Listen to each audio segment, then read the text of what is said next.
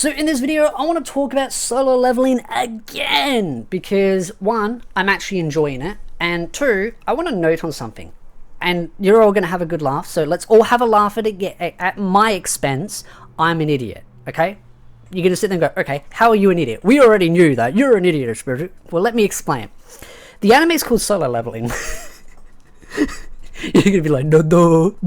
But what I mean by that is when I did my sort of first impressions on the series, I kind of came up with this idea. I was like, oh, well, what if there are other characters out there that could also level? And then after I uploaded the video, I sat there and thought to myself, oh, the anime is called Solo Leveling, so it's probably just one guy leveling. And I was like, I feel like an idiot now.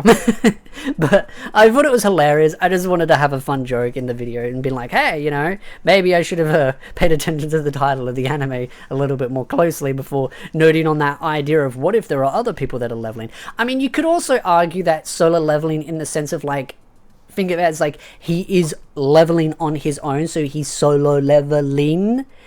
And there are other people that are leveling in groups or stuff. But then I kind of thought to myself, it probably just means that he's the only one that has that system built in where he can level itself. So I kind of thought of that. I was like, maybe I am an idiot. You never know. Maybe there are other people. But it kind of made me wonder that, I'm probably stupid for not realizing that. But talking about solo leveling in the more recent episodes, I haven't been doing them weekly just for a variety of different reasons. But also because it's one of those where it's a slow builder, it's a burner, and I think that's a good thing.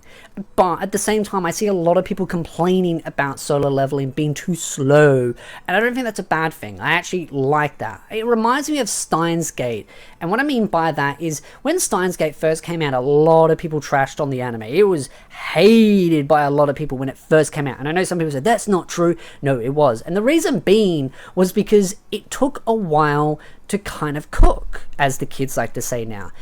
You got through 3 episodes and people were like, they wanted to drop it because it felt slow, it felt boring, they didn't really understand what the plot was. But then as they got into 5, 6, 7, 8 episodes, then people were like, oh my god, this is getting good, this is really exciting. They wanted to know more about what's going on.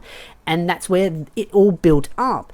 And I think that's one of the things that's been missed or kind of been lost as time has gone on in the anime industry, or just anime stories in general, mangas, light novels, etc., is that we don't have stories that build up because people have such short attention spans. And I've talked about that with a couple of other animes, and I've seen people criticize other animes going, oh, it takes too long to get me emotionally invested. And I'm like, what have you got, the attention span of a teaspoon or a goldfish? It's like, how quick is it for you to lose your attention span? And I think a lot of that has to do with the fact that we're kind of in that mindset of TikTok and YouTube short mindset where everything has to be instant, like 60 seconds. It all has to be explained. But at the same time, you lose a lot of things when animes go too fast. And I'm not saying that's every other anime out there. Many animes have great pacing, but I feel like solo leveling is trying to play it the slow game. It's building the world, building the characters, building the systems, one block at a time. And I really do appreciate that. And I do love the animations, the voice acting, the music, the opening song, absolute phenomenal. Mwah! Bon appetit. Absolute love it. And that's a good thing. I want the anime to cook. I want it to build, hype, intense, build all of this up so it's really getting me hooked in and getting me wanting it each episode, which it is doing. But I think at the same time, the negative to that is because of the kind of generation that we're in, where we've got a lot of new anime fans that have got insanely short attention spans. I think a lot of fans are kind of already getting to that point where they're like, ooh, it's boring, it's too slow paced. I don't think that's a problem. Sure, you could say it's slower paced, because it's obvious. Clearly it's slower paced. But that's not a bad thing. And that's one of the problems as being a content creator as well, is I could sit there and say, yes, this is a slow paced anime. And people go, that's an insult. No, that's just stating a fact. That doesn't make it bad that it's slow paced. So I think that's one of the other issues as well, is that people will hear that, and if I put that in a title or something, solo leveling is slow paced, people will just click it and go, no, it's not. This is a really great anime. And it's like, it's a great anime, it's just slower paced. That's not a bad thing, and I think that's one of the problems. And again, I think it just falls back to a lot of newer generation of anime fans have very short attention spans. That you could take more of an insult. because I do think a lot of anime fans do have much more shorter attention spans, and they want everything spoon-fed to them as quickly as humanly possible, but at the same time, you lose the important things when it comes to characters and the world. And I think Solo Leveling is doing a great job at building all these things up and getting you more emotionally and interested in the series as a whole. I know I see some people comparing the main protagonist as like a Kirito.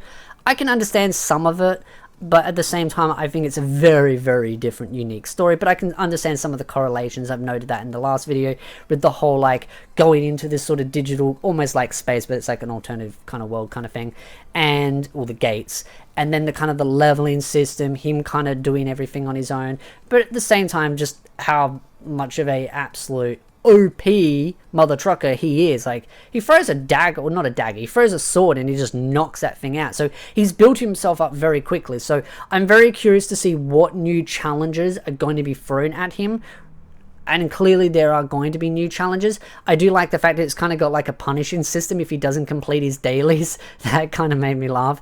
I wonder if there are going to be more greater challenges that he has to complete as well. But I also am curious about the girl that is also the healer that's having that sort of traumatic breakdown. And that's another thing I also like, is that they aren't just all focusing on him. They are focusing on other characters. And clearly there are going to be other characters that are going to play an important role. Certain high-ranking characters that will probably be introduced and play a role as the story goes on. So very much enjoying what it is trying to do. Now, I have been told that the anime has been skipping some stuff, but again, as far as an anime only perspective goes, I've been enjoying the story. It all makes sense. I'm understanding everything. I'm really excited for future episodes. The animations, music, voice acting, it's all phenomenal. Do I think this is going to be anime of the year? I don't care. I really don't give a damn, because when it comes to award shows, they're all rigged to start with. The Crunchyroll Awards are the most rigged things out there, so I don't care about Crunchyroll Awards. I don't care about anyone's awards. At the end of the day, what matters to me, am I enjoying the anime? Yup, that's all that matters. And if you're enjoying it, that's good. Continue to watch it. And if you don't, watch something else. That's how I see it as far as when people ask me those kinds of things. And I only mention that because I've seen a lot of people on X or Twitter saying, oh, this is going to get anime of the year. And to that, I'm just like, I don't care. I really don't care if it won it or it didn't. It just doesn't matter to me, because I think it's a good show. I think it's phenomenal. And it honestly is funny when looking back before it ever got announced. So many people said this would never get an anime adaptation because of the digital Malway, I believe. Yeah, it was made in Korea, and apparently it had some things in there that kind of made Japan look bad, and then there was a different version that came out, and yeah, I don't know which version it is. I've seen some people say in the comments, I forget. I just really enjoy the anime, and it's done by A1 Pictures, so A1 Pictures is probably putting the same amount of like quality as they do with a lot of their other big budgets, and so yeah, it's turning out great. Really loving it, and I'm going to continue talking about it as the weeks go on, discussing about different major components about the story and different major things that kind of resonate with me. Like, for example, when it comes to things like pacing and attention span and that kind of stuff, because I think it's a topic that needs to be talked about, and I think too many content creators are too scared to talk about it, because criticizing the anime community for having a short attention span apparently triggers a lot of people. And hey, if I want to trigger r/anime for their short attention span, so be it. I don't really know. I don't use Reddit, but I just wanted to throw a fun jab in there, because honestly, that's probably where most of them come from anyway. So I think it's a great anime. I'd love to know your thoughts in the comment section down below. If you like this video, hit the like, subscribe, and I'll see you beautiful nerds in the next video.